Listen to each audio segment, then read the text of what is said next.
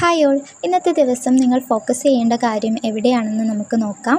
അതുപോലെ ഇന്ന് നിങ്ങൾ അറിഞ്ഞിരിക്കേണ്ട കാര്യം എന്താണെന്ന് നോക്കാം.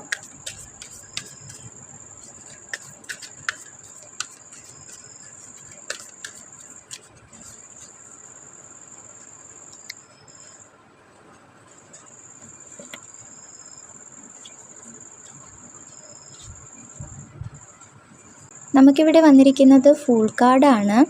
അപ്പം ഈ കാർഡിൻ്റെ മീനിങ്, ഇന്ന് നിങ്ങൾ എവിടേക്കെങ്കിലും യാത്ര പോകാൻ ആഗ്രഹിക്കുന്നുണ്ടെങ്കിൽ അതിന് നല്ലൊരു സമയമാണ്.